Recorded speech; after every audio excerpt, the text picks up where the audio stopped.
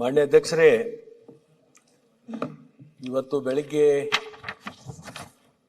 ಅಜಿತ್ ಪವಾರ್ ಅವರ ನಿಧನದಿಂದ ಬಂದಿರತಕ್ಕಂಥ ಸುದ್ದಿಯನ್ನು ಕೇಳಿ ನಾವೆಲ್ಲರೂ ಕೂಡ ಭಾಳ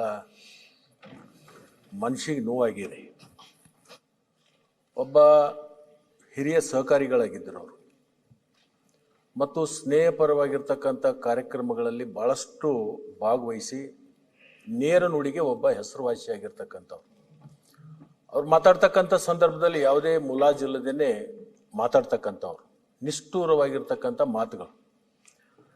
ನಾನು 3-4 ಬಾರಿ ಅವ್ರ ಜೊತೆಗೆ ಸಭೆಗಳನ್ನು ಕೂಡ ನಾವು ಮಾಡಿದ್ವಿ.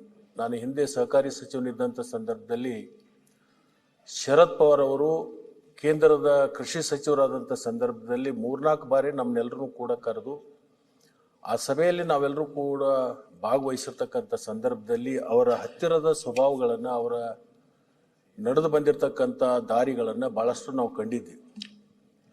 ನೋಡಿ ಅಧ್ಯಕ್ಷರೇ, ಮನುಷ್ಯ ಹುಟ್ಟೋದು ಆಕಸ್ಮಿಕ, ಸಾವು ಮಾತ್ರ ಖಚಿತ.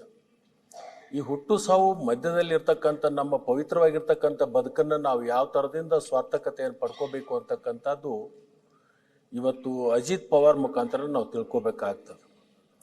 ಬಹುಶಃ ಬಾರಾಮತಿ ಭಾಗದಲ್ಲಿರ್ತಕ್ಕಂಥ ಅಭಿವೃದ್ಧಿ, ಅವ್ರು ಮಾಡಿರ್ತಕ್ಕಂಥ ಕಾರ್ಯಗಳು, ಸತತ 6 ಬಾರಿ ಉಪಮುಖ್ಯಮಂತ್ರಿಗಳಾಗ್ತಕ್ಕಂಥದ್ದು ಸುಲಭದ ಮಾತಲ್ಲ. ಇದು ಯಾರು ಜನರ ಮಧ್ಯದಲ್ಲಿ ಇದ್ಕೊಂಡು ಜನರ ಕಷ್ಟ ಕಾರ್ಪಣ್ಯಗಳಿಗೆ ಸ್ಪಂದನೆ ಮಾಡಿ ಅವರ ಸಮಸ್ಯೆಗಳನ್ನು ಬಗೆಹರಿಸಿ ಜನರ ಪ್ರೀತಿಯನ್ನು ಗಳಿಸ್ಕೊಂಡಿರ್ತಕ್ಕಂಥ ರಾಜಕಾರಣಿಗೆ ಮಾತ್ರ ಇಂಥ ಒಂದು ಅವಕಾಶ ಸಿಗಲಿಕ್ಕೆ ಸಾಧ್ಯ ಇದೆ.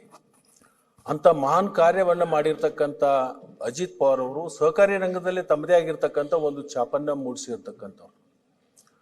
ಬಹುಶಃ ನಾವೆಲ್ಲರೂ ಕೂಡ ಒಂದು ಅರ್ಥ ಮಾಡ್ಕೋಬೇಕು. ಇವತ್ತು ಅಂಥ ವ್ಯಕ್ತಿ ನಮ್ಮ ಮಧ್ಯದಲ್ಲಿ ಎಲ್ಲದೇ ಇರತಕ್ಕಂಥದ್ದು ಒಂದು ಕ್ಷೇತ್ರಕ್ಕೆ ಮತ್ತು ಆ ಮಹಾರಾಷ್ಟ್ರ ರಾಜ್ಯಕ್ಕೆ ಆಗಲಿ ಮತ್ತು ಅನೇಕ ಕಡೆ ಅವರ ಒಂದು ಅಭಿಮಾನ ಬಳಗವನ್ನು ಕಟ್ಟಿರ್ತಕ್ಕಂಥ ಅವರೆಲ್ಲರಿಗೂ ಕೂಡ ಭಾಳ ದುಃಖ ಆಗಿದೆ. ಎಲ್ಲರೂ ಹೇಳಿದರು ಏನು ಅವ್ರ ಆತ್ಮಕ್ಕೆ ಶಾಂತಿ ಸಿಗಲಿ, ಚಿರಶಾಂತಿ ಸಿಗಲಿ ಅಂತ. ನಾನು ಅದನ್ನು ಹೇಳಕ್ಕೆ ಹೋಗಲ್ಲ. ಅಜಿತ್ ಪವಾರ್ ಅಂತ ವ್ಯಕ್ತಿ ಇನ್ನೊಮ್ಮೆ ಹುಟ್ಟಿ ಬರಲಿ ಅಂತಕ್ಕಂಥ ಮಾತನ್ನು ಈ ಸಂದರ್ಭದಲ್ಲಿ ನಾನು ಹೇಳಲಿಕ್ಕೆ ಬಯಸ್ತೀನಿ.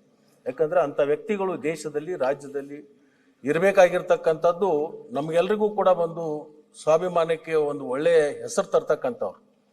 ನಾನು ಅಜಿತ್ ಪವಾರ್ ಅವರು ಇವತ್ತು ಜಡವಾದ ಶರೀರವನ್ನು ಬಿಟ್ಟು ಸೂಕ್ಷ್ಮ ಶರೀರದೊಂದಿಗೆ ಬೇಗ ಹೋಗಿರ್ಬೋದು.